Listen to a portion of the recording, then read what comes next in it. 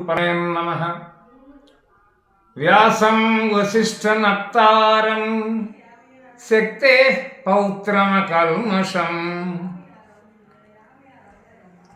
పరాశరాత్మజం వందే సుఖతాతం తపోనిధిం.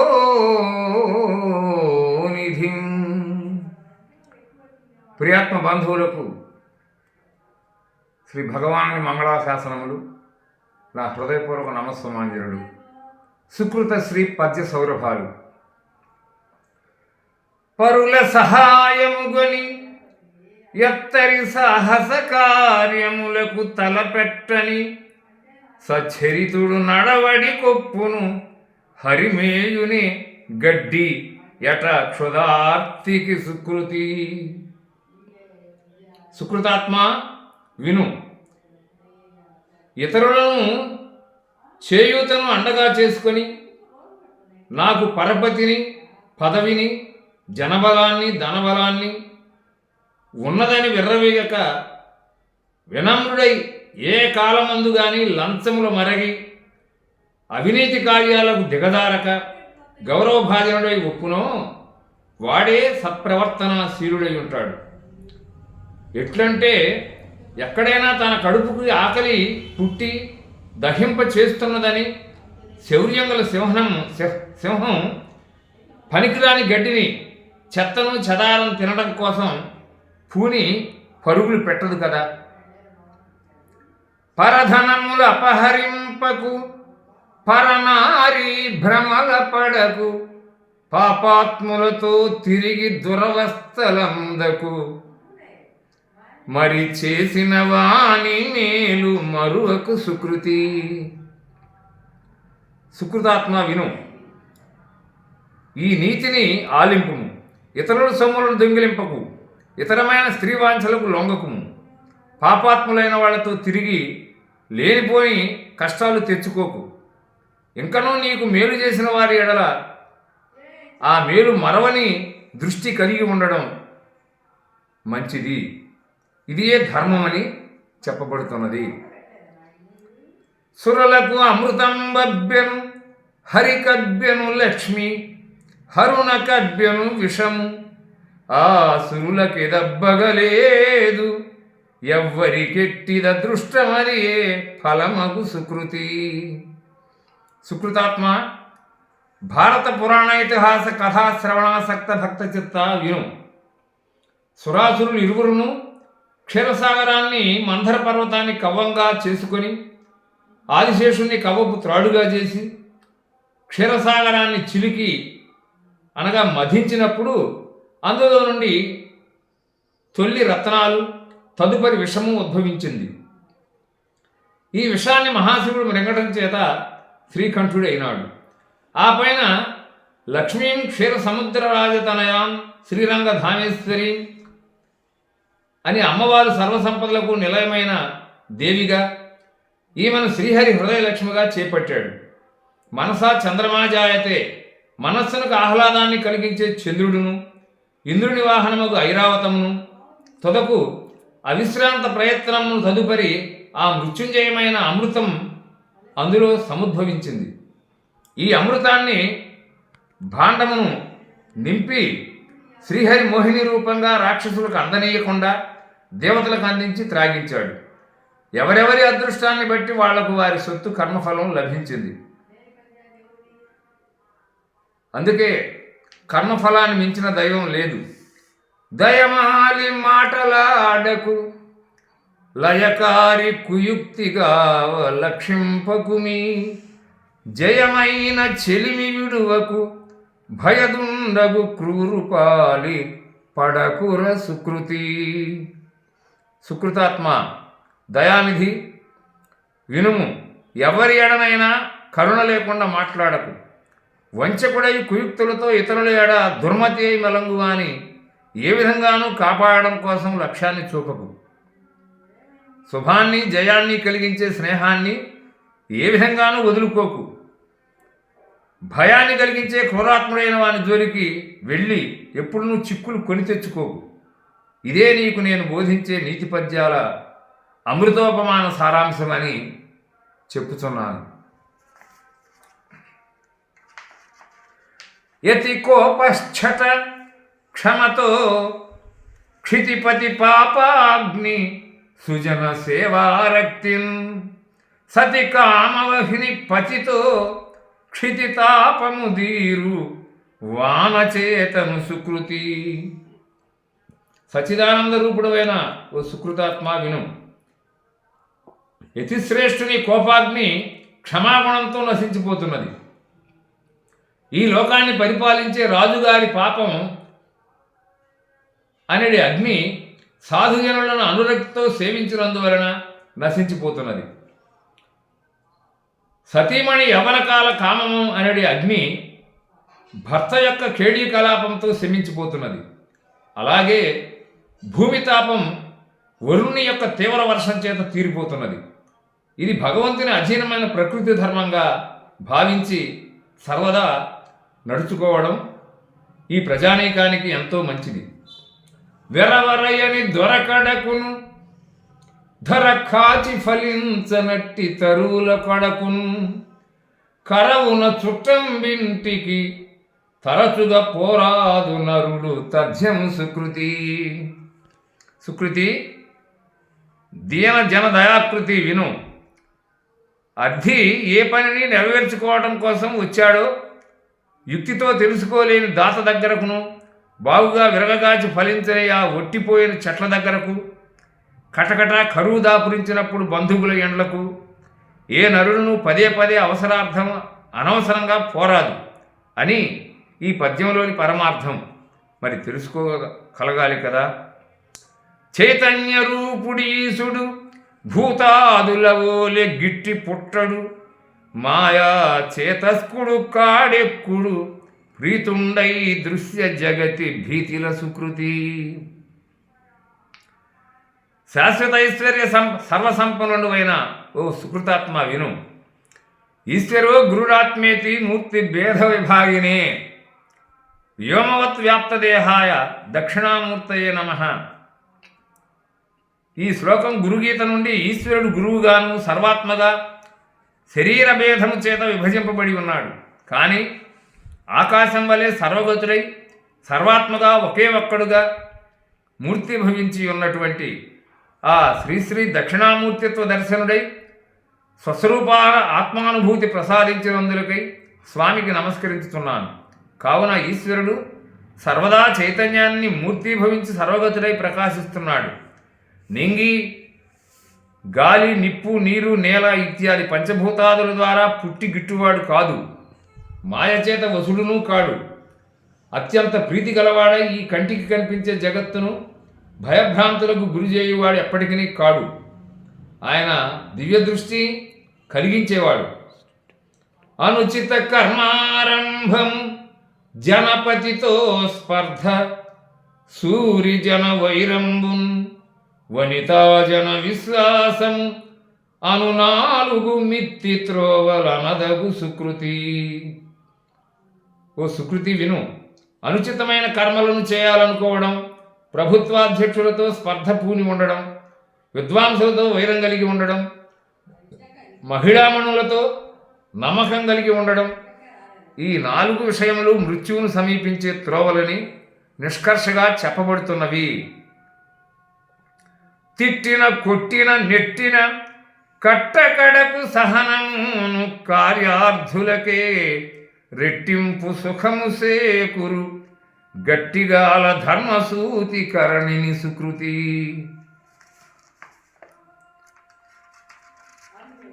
నామరూపాతీత సూక్ష్మాతి సూక్ష్మ పరాప్రకృతి ఓ సుకృతి అవధరించుము.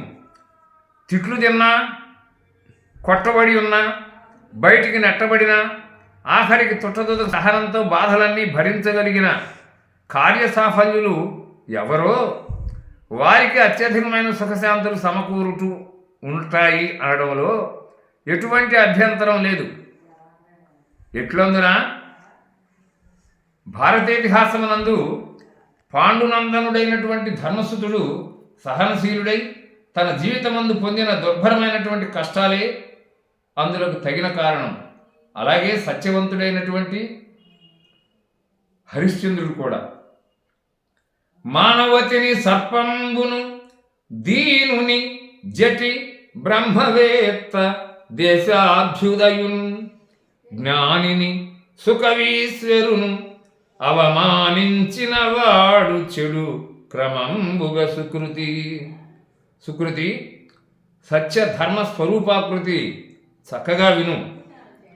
పతివ్రతామ తల్లులను, సర్పాలను, దీనజనులను, తాపసులను, నిర్వికార బ్రహ్మానందపూర్ణులైన వేదాంతులను, దేశాభ్యుదయాన్ని దృష్టిలో పెట్టుకొని ప్రజలను పాలించే మంత్రులను, దైవధ్యానంలో ఉన్న జ్ఞానవంతుణ్ణి, ఈశ్వరుని అంశలో జనించిన సర్వజ్ఞుడైన ఒక మంచి ప్రతిభావంతుడైన కవిశ్రేష్ఠుణ్ణి ఏదేని కారణం చేత కానీ అకారణంగా కానీ అవమానించిన అభాగ్యుడెవడో వాడు క్రమేపీ తప్పక శృంగి శాపవచం చేత పరీక్షిత్తు 7వ నాడు మరణించినట్లుగా ఈ 7 దినాలలో ఏదో ఒక దినమున అతనికి మరణం అనివార్యమై శవమైపోతాడు. ఇది సత్యం.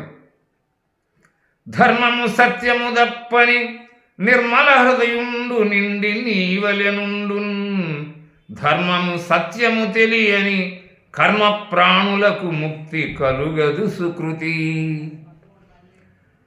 సూనృతవచన ధర్మాచరణ సదన ఓ సుకృతాత్మ విను. సత్యం వద ధర్మంచర అని వేదం పలుకుతున్నది. మరి ఈ 2 వాక్యాలను పరబ్రహ్మ నిర్మల స్వరూపంగా భావించి హృదయ పద్మంలో నిలిపి జీవితంలో ఆచరించిన వాడు సాక్షాత్తు ఆ పరబ్రహ్మ స్వరూపుడే. అతడు అతని వలనే ఉంటాడు. ఆ రెండింటి యొక్క స్వరూపం తెలియని కర్మజీవులకు మోక్షం అనేదే లేదు కదా, లేకుండా పోతున్నది కదా అంటాడు. కొండంత ఆశ చెందకు పండిన పొలమింత జాలు స్వశ్రమ ఫలమై గండిదెగు భయద వృష్టికి ఉండునే నీరంబు మడికి ఉరవుగా సుకృతి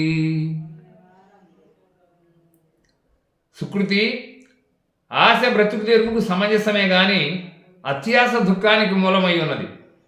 కావున పర్వతమంత ఆశ పనికిరాదు. అరెకరం పొలంలో ఎన్నో రకాల కూరగాయలను శ్రమతో పండించి 10గురున్న కుటుంబాన్ని పోషించుకోవచ్చు. స్వయంగా శ్రమపడిన ఫలంగా పంట ఫలం ఉండి పండితే ఆ పొలం ఎంతైనా సరిపోతుంది, తృప్తిని ఇస్తుంది. అధికంగా వర్షం కురిసి వెల్లువతో చేనంతా గట్లు దిగి గండ్లు పడి నీరంతా మడిలో లేకుండా కొట్టుకొని పోయినా ఇక ఆ ఏటికి పంట నష్టం తప్పదు. తిరిగి కాలం రాదు కదా. కావున ఆశాపాశము కడుం నిడువు అని పెద్దలు అన్నారు. కానీ దురాశ తగదని, దురాశ దుఃఖం చేయటని ఈ యొక్క పద్యం యొక్క నీతి ఉపదేశం.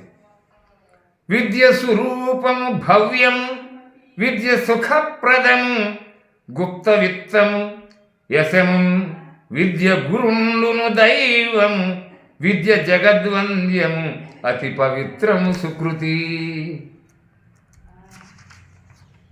సర్వవిద్య వినయ వివేక వినిర్మల విజ్ఞాన సంపన్నుడమైన ఓ సుకృతి విను. విద్య మంచి సౌందర్యాన్ని ప్రసాదించి చిత్తాన్ని సంతోషపరుస్తూ ఉంటుంది.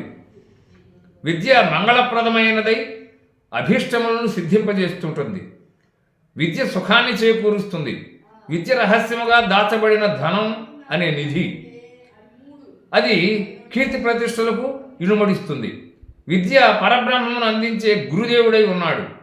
విద్య ప్రత్యక్షంగా దైవమై ఉన్నది. విద్య సమస్త లోకములకు పూజనీయమై పరమపావనమై ఉన్నది. కాన విద్య సర్వార్థ సాధకమని తెలుసుకొని ప్రవర్తిల్లుము. తన ఆత్మ సర్వభూతములను ఉండుట దగిలి నిశ్చలత భూతములున్ తన యందు కలిగి ఉండుట కను సమ్యగ దృష్టి యోగ కాములు సుకృతి. తన ఆత్మ సర్వభూతములను ఉండుట తగిలి నిశ్చలత భూతములు తన యందు కలిగి ఉండుట కను సమ్యక్ దృష్టి యోగ కాములు సుకృతి. సర్వభూత సర్వాంతర సమ్యక్ దృష్టి కలిగిన ఓ సుకృతివంతుడా విను. తనదైన ఆత్మ ఈ సమస్త భూతముల యందు ఉండటం చేసి అలాగే అన్ని భూతములు తన యందు కలిగి ఉండటం అనేది సమదృష్టి కలిగిన యోగకాములు మాత్రమే ఈ స్వానుభవపూర్వకంగా దర్శించుతూ ఉంటారు. ఇది సత్యం. శత్రువునింట భుజింపకు, పుత్రుడు దుర్మార్గుడైన పోషింపకుమీ, మిత్రద్రోహమనర్పకు, పిత్రార్జిత ధనము ఖర్చు వెట్టకు సుకృతి. సుకృతి ధర్మాకృతి విను. నమ్మి పగవారింట్లో తిండ్లు ఆశపడి తినకూడదు. గర్భాన పుట్టిన మాత్రాన కొడుకైనా సరే లోకకంఠకుడైతే వారిని మందలించడం కానీ మంచిది కానీ పెట్టి పోషింపరాదు. స్నేహితులను నమ్మించి ద్రోహం చేయరాదు. తాతలు తండ్రులు సంపాదించి కూడబెట్టిన ఆస్తిపాస్తులను అనుభవిస్తూ ఆహా ఓహా అని అనడం కాదు. సక్రమ మార్గంలో నిలుపవలనే కానీ వ్యసనాలకు లోనై దుష్టుల సహవాసాలు మరిగి సర్వం నాశనం చేసుకోరాదు అని ఈ పద్యనీతి. తన సత్యమే తనకమ్మగు, తన జ్ఞానమే తండ్రి, తనదు ధర్మమే భ్రాతవు, తన శాంతమే తన కుల సతి, తన సహనమే తన సుతుండు, తథ్యము సుకృతి. సుకృతి నిర్వికార నిరంజన పరాప్రకృతి మంగళాకృతి అవహరించుము. తనకు తన సత్యమే మాతృదేవత అయి ఉన్నది, తనకు తన జ్ఞానమే పితృదేవుడై ఉన్నాడు, తనకు తన ధర్మమే తోబుట్టువై ఉన్నది, తనకు తన శాంతమే తన అర్ధాంగ లక్ష్మిగా ప్రకాశిస్తున్నది, తనకు తన సహనమే తన ఆత్మధుడైన కుమారుడైన ఎరిగి ప్రవర్తిల్లుతూ ఉండుము. ఈ విధి ఎవరైతే తన పురుషార్థమునకు తానే కర్త అవుతున్నాడు అని తెలుసుకుంటున్నాడో తస్మాత్ జాగ్రత్త. ఈ విధియే సర్వదైవముగా ప్రభాసించుతున్నది. నెరవేరని పని కోరకు పరిభవమందరు వినష్ట ప్రాప్తంబులకు, నెరవేరని పని కోరరు పరిభవమందరు వినష్ట ప్రాప్తంబులకు, వెరపందరు విపదాళికి స్థిరచిత్తులు ధీరవరులు స్థిరముగ సుకృతి. స్థిరచిత్తుండవైన ఓ సుకృతాత్మ విను. కాని పని అన్నడును కోరుకోరు. పదే పదే వినష్టాలు వాటిల్లినప్పుడు ఏమాత్రం జంకరు దుఃఖాన్ని పొందరు. గోరు చుట్టుపై రోపటి పూటన్నట్లు విపత్తులు ఎన్ని చుట్టుముట్టినా ధైర్యాన్ని కోల్పోరు. ఎవరయ్యా అట్టివారంటే ఆత్మానాత్మ వివేకధనులైన స్థిరచిత్తులైనటువంటి బుద్ధిమంతులైన ధీర పురుషులు సుమా. సర్వాత్ముని తన ఆత్మను సర్వత్రను చూచు జ్ఞాని జడుడెట్లెరుగున్, ఉర్విరవి వెలుగు చక్షుర్పర్వముగా అంధుడెరుగబడునా సుకృతి. సుకృతి విను. సర్వాత్మానుభవ జ్ఞానము గల ఓ సుకృతి తెలుసుకో. సర్వాత్మని అనగా భగవంతుని సర్వత్రా తన ఆత్మగా జ్ఞాని చూడగలుగుతున్నాడు. మూర్ఖుడు అట్టి ప్రయత్నం చేయడు, కానీ అతడు చూడలేడు. ఏ విధంగా అంటే ఈ భూభాగమున సూర్యుని ప్రకాశాన్ని కన్నులు లేని గుడ్డివాడు ఏ విధంగానూ చూడ సఖ్యం కాకుంటున్నది కదా. సింగపు పిల్ల కరింగని చెంగునచని దాని గుబ్బ చీల్చుంగద, ఈ భంగిమ వర విక్రమ తేజోంగులకు వయ పరిమితి అగునే సుకృతి. నిరత నిర్వాయోపకృతి విను. ఏనుగును చూచిన తడవే సింగపు కోన తన పరాక్రమంతో దూకి అమాంతం ఏనుగు కుంభస్థలాన్ని చీల్చి మాంసము తిన్న విధంగా ఆయా క్రమంలోనే వీరవిక్రమ తేజ శరీరులకు కార్యాచరణ సాఫల్యతకై ఈ వయోపరిమితితో నిమిత్తం ఏమాత్రం లేదు కదా. కుముదాప్తుడు చంద్రుండును కమలాత్ముడు సూర్యుడట్టి కారణమెవడు, నెమకిన నిర్వ్యాజాప్తులు విమలాత్ములు కారే లోక విహితులు సుకృతి. ప్రియాత్మకాముకుడైన సుకృతి విను. కలువకు బంధువు చంద్రుడు కావడం, కమలానికి బాంధవుడు సూర్యుడు కావడం కారణానికి ఎవరో అనేది ప్రశ్నార్థకం, తెలియనే తెలియదు. కానీ అన్వేషించసాగిన అట్టి కారణం లేని హితోపకారులు నిష్కామ కర్మయోగులైనటువంటి నిర్మలాత్ములే అవుతున్నారు. ఇందులో ఎట్టి సందేహానికి తావులేదు. వారే లోక విహితులు, లోక పూజ్యులు, సర్వలోకాలకు ఆరాధ్యులు. వీరిని ఆరాధ్యంగా ఆదర్శంగా కొని భక్తులు తరిస్తూ ఉన్నారు. నిర్వికార నిర్గుణులే సర్వోపకారులుగా ఈ పద్యంలో చెప్పబడ్డారు. ఓం తత్సత్. ఇది శ్రీమద్భగవద్గీతాసు